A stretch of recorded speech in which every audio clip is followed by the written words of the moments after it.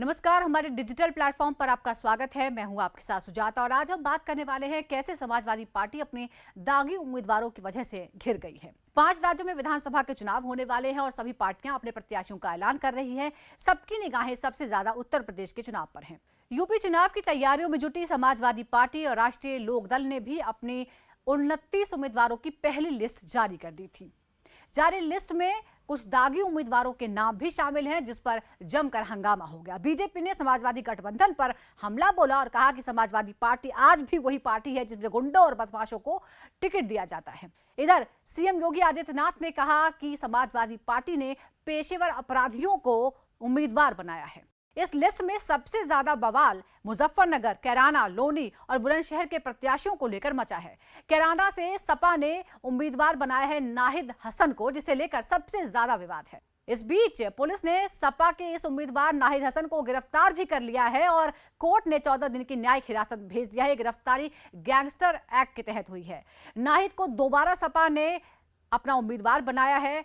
नाहिद पर कई तरह के आपराधिक मामले दर्ज हैं। बीजेपी ने सपा द्वारा नाहिद हसन को टिकट दिए जाने के फैसले को घेरा है। समाजवादी पार्टी को जिन्नावादी बताया है। साथ ही उन्होंने आरोप लगाया है कि कैराना में पलायन के मास्टरमाइंड नाहिद हसन को उम्मीदवार सपा ने बना दिया है। बीजेपी ने नाहिद हसन को दोबारा टिकट दिए जाने पर सवाल खड़े किए हैं। यही नहीं, नाहिद हसन की बात करें तो गैंगस्टर एक्ट के अलावा जमीन खरीद के मामले में धोखाधड़ी के भी केस दर्ज हैं।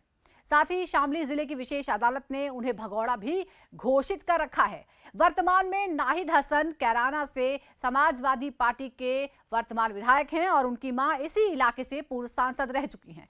इधर बीजेपी नेता और वकील अश्विनी उपाध्याय आज इस मामले में सुप्रीम कोर्ट पहुंच गए हैं। उन्होंने सुप्रीम कोर्ट में अर्जी दाखिल की है कि क्योंकि समाजवादी पार्टी ने इस तरह की आपराधिक प्रवृत्ति वाले लोगों को अपना उम्मीदवार बनाया है, इसलिए समाजवादी पार्टी की मान्यता ही रद्द कर दी जाए। अब ये जानते हैं कि चुनाव आयोग आपराधिक पृष्ठभूमि के उम्मीदवारों को लेकर क्या कह रहा है। दरअसल चुनाव आयोग ने कहा कि सभी राजनीतिक दलों को अपने दागी उम्मीदवारों के बारे में बताना होगा। निर्वाचन आयोग ने कहा कि आपराधिक मामले वाले उम्मीदवारों को चुनाव मैदान में उतारने वाले राजनीतिक दलों को अपनी वेबसाइट पर उनके बारे में पूरी जानकारी देनी होगी।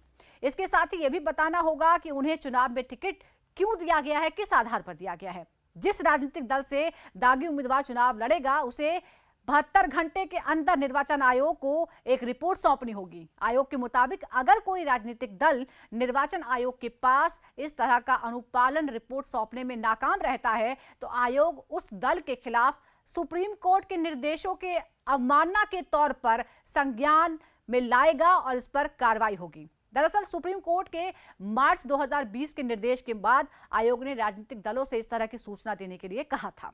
अब सवाल यह है कि क्या समाजवादी पार्टी ने अपने इन उम्मीदवारों के बारे में जानकारी सार्वजनिक की है, क्योंकि सुप्रीम कोर्ट और चुनाव आयोग ये मानता है कि जो आम आदमी है, जो वोटर है, उसे ये जानने का अधिकार है कि जिस व्यक्ति के लिए वो वोट डाल रहा है उसकी छवि क्या है, उसकी पृष्ठभूमि क्या है, उसका रिकॉर्ड क्या है।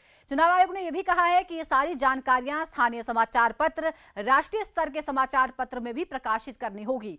आयोग ने यह भी कहा कि ये सारी जानकारी राजनीतिक दल के फेसबुक और ट्विटर समेत आधिकारिक सोशल मीडिया मंचों पर भी अपलोड करना होगा, ताकि मतदाताओं को उसके इलाके के उम्मीदवार के बारे में सारी जानकारी मिल जाए। उम्मीदवारों के चयन के 48 घंटे के अंदर ये जानकारी प्रकाशित करनी होगी। इधर उम्मीदवारों को भी चुनाव प्रचार के दौरान अपनी आपराधिक पृष्ठभूमि के बारे में समाचार पत्रों, टीवी चैनलों और 3 बार सूचना इस तरह की प्रसारित और प्रकाशित करनी होगी, ताकि मतदाताओं को इस तरह के उम्मीदवारों के बारे में पूरी जानकारी मिल सके। हालांकि वो कानूनी पहलू है, लेकिन अगर हम राजनीति की बात करें तो राजनीति में छवि काम आती है, परसेप्शन काम आता है। और फिलहाल बार बार जिस तरह से बीजेपी की तरफ से हमले किए जा रहे हैं समाजवादी पार्टी पर, कैराना, मुजफ्फरनगर के दंगे याद दिलाकर ये याद कराया जा रहा है स्थानीय लोगों को कि उन लोगों को टिकट दिया है समाजवादी पार्टी ने जो दंगे भड़काने में शामिल थे, तो एक छवि जो है उसको जाहिर तौर पर नुकसान पहुंच रहा है। तो वो समाजवादी पार्टी जो लगातार दम भर रही है कि वो चुनाव में वापसी करने वाली है, बहुमत के साथ सरकार बनाने वाली है, जाहिर तौर पर समाजवादी पार्टी एक बार फिर अपने दागी उम्मीदवारों के चलते सवालों के घेरे में है और बीजेपी जोरदार हमले कर रही है।